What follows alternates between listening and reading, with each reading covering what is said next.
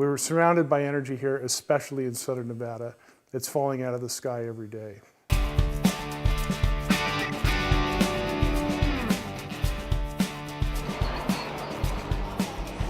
I think that we can start saving energy. I mean, turn the lights off maybe a little bit early. I know it's a 24-hour city, but I mean, come on. You got to save the world somehow.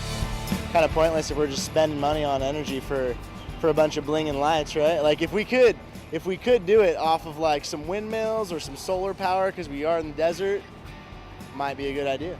We are at a crossroads in Nevada of which direction we're going to go in Nevada. And it's being, I think, stimulated by the rising costs of coal production and conventional fuels. We're the second largest potential for renewable energy in the United States. And we have no coal. We have very little water, which are like the two major components you need for a coal-fired power plant. But yet we have 3 coal-fired power plants proposed in this state. Just to our northwest here, between Flat Top Mesa and the Mormon Mountains, is the site for the coal-fired power plant that is proposed. We think that this is something that's just not good for our community and our way of life here in Mesquite. Look at this beautiful weather. How could you ever want a coal-fired power plant ruining this air quality? That's when I became an accidental activist.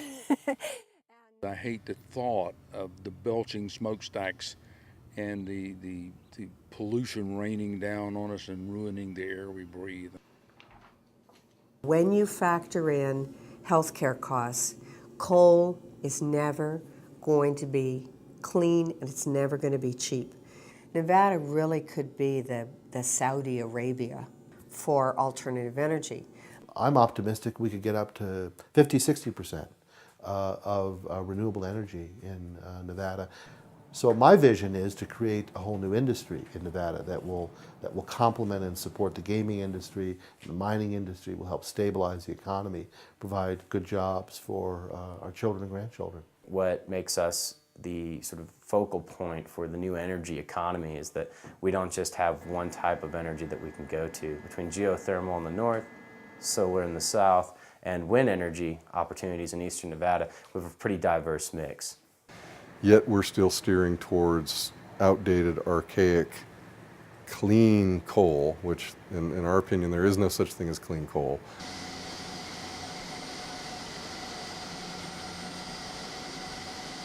Actually, Nevada probably has the best geothermal potential of any state in the country. Geothermal is essentially a baseload resource. It operates 24 hours a day, and it's a stable and essentially permanent resource, and that is ideal for generating electricity directly.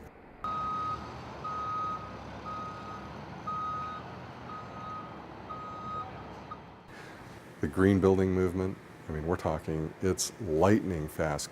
It's gaining momentum faster than any other trend ever in the building industry.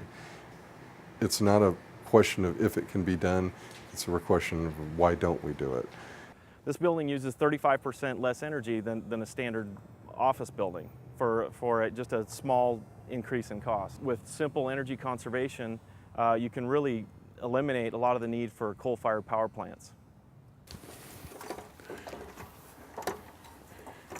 Well, this is our solar array. We're looking at 36 panels. When I look at these other roofs surrounding me, I see an incredible resource that's going to waste. It's actually a pleasure to get our power bill every month.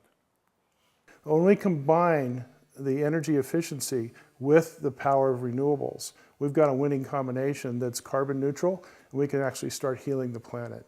A lot of people talk about renewable energy being sort of the next mission to the moon or the Apollo project. The truth is, it's a lot easier than that. We have the know-how, technologies ready to put out in place. All we're lacking is political will. And I think we're going to get there.